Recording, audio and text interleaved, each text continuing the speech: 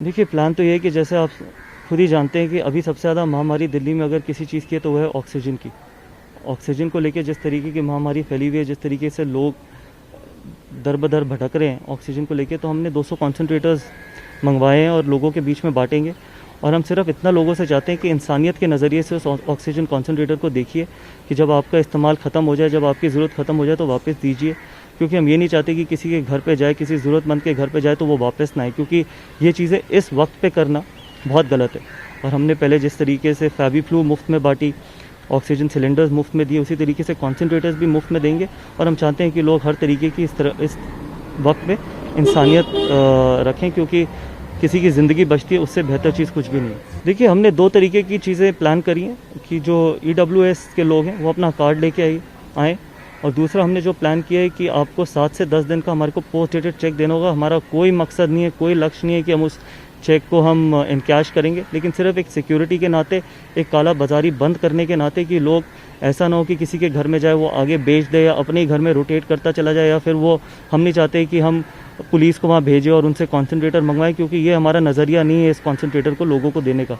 हम सिर्फ इसलिए सिक्योरिटी चाहते हैं कि कम से कम काला बाजारी ना हो और लोग अपने आप से 7 से 10 दिन में हमारा वापस दे जाएं जब उनकी ज़रूरत ख़त्म हो जाए, जिससे हम इसको रोटेट कर सकें और लोगों की ज़िंदगी बचा सकें। कॉन्सनट्रेटर्स का मकसद ये है कि लोगों की ज़िंदगी बच सके, और इसी तरीके से यही सोच है, और हम श्योर कि लोग भी इसी सोच के साथ जुड़ेंगे और अपने आप से जब उनकी यूज़ ख़त्म हो जाएगा, जब उनका इस्तेमाल ख़त्म हो जाएगा, उनके घर में हमारे को वापस दे जाएंगे। डॉक्टर के प्रिस्क्रिप्शन की ज़रूरत है आपको, साथ ही में आप ऑक्सीमीटर, आप अपनी ऑक्सीजन लेवल बताएंगे कि आपका क्या ऑक्सीजन लेवल है, क्योंकि कई बार ऐसा भी होगा कि लोग सिर्फ अपने घर में एज ए सिक्योरिटी रखना चाहेंगे कि कल को कोई मिसहैप हो जाए तो कम से कम मेरे घर में एक कॉन्सनट्रेटर पड़ा है, लेकिन इसका वो मकसद नहीं है। इसमें तो आपको करोड़ों कॉन्सनट्रेटर्स लेने पड़ेंगे अगर लोगों को सिक्योरिटी देनी है। जिस तरीके से हमारे मुख्यमंत्री जी ने बोला था 2020 में कि हर घर में एक सिलेंडर होगा, उसी तरीके से आपको हर घर में कॉन्सनट्रेटर भिजवाना पड़ेगा अगर आप उस तरीके से सिक्योरिटी रखना चाहते हैं।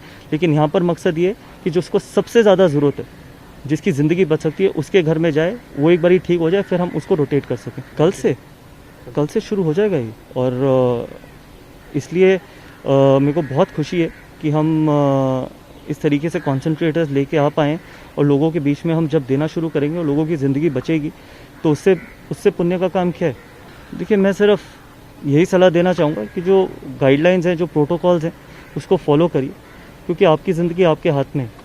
और साथ ही में थोड़े रिस्पॉन्सिबल होना भी बहुत ज़रूरी है कि आप मास्क पहनिए, और क्योंकि अल्टीमेटली क्या होगा कि ये इतनी तेज़ी से स्प्रेड होता है कि आप अगर बाहर घूमेंगे, बिना मास्क के घूमेंगे, और अगर आप एसिम्प्टोमेटिक हुए किसी और को हो जाता है, तो आपको साथ वाले की भी जिम्मेदारी रखनी है, अपनी भी जिम्मेदारी रखनी है, तभी ये देश बच पाएगा, तभी हम इस महामारी से जीत पाएंगे।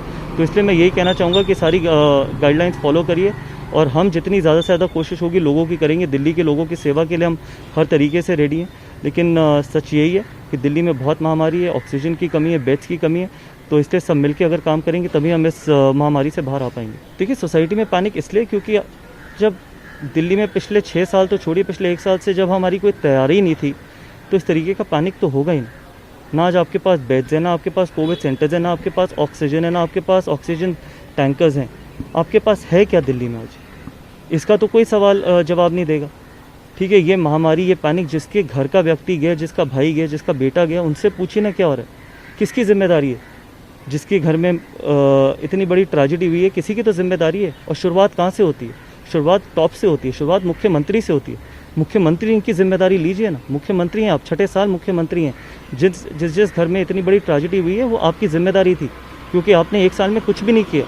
आपने अपने मोहल्ला क्लिनिक की इतनी तारीफ़ कर दी कि लोगों को लगा मोहल्ला क्लिनिक ही आपके हॉस्पिटल हैं, और आज देखिए कहाँ है आपके मोहल्ला क्लिनिक। जब 6 साल में मुख्यमंत्री कुछ करेंगे नहीं विज्ञापन के बाद, तो कभी ना कभी तो कोई ना कोई हेल्थ इंफ्रास्ट्रक्चर एक्सपोज होगा, कोलैप्स होगा ना, क्योंकि जनसंख्या तो बढ़ती चली जा रही है। ऐसा नहीं है कि जनसंख्या बढ़ती नहीं चली जा रही, आपको अपना इंफ्रास्ट्रक्चर भी तो अपग्रेड करना पड़ेगा ना। जो पैसा आपका, मेरा, हमारी मेहनत का पैसा, जनता की मेहनत का पैसा उन पे लगना चाहिए, वो आपने अपने विज्ञापन पे लगा दिया।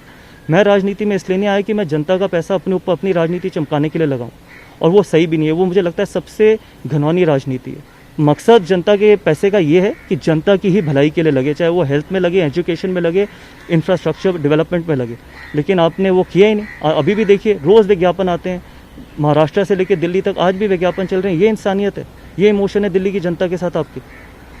कौन सा ऐसा मंत्री ये जो इस तरीके का विज्ञापन देता है, और वो भी जनता के पैसे का। आज हॉस्पिटल में जाके देखिए कितने मैसेजेस, हज़ारों मैसेजेस रोज़ आते हैं हमारे पास, रोते हुए लोगों के फ़ोन आते हैं। और शर्म ये आती है कि हम उनके लिए ज़्यादा कुछ कर नहीं पाते। इनके नोडल ऑफिसर एक फ़ोन नहीं उठाते, एक फ़ोन कोई नहीं उठाता, फ़ोन स्विच ऑफ जाता है। अगर आपको इस तरीके का मुख्यमंत्री चाहिए तो फिर आपको इसी तरीके के रिजल्ट भी मिलेंगे।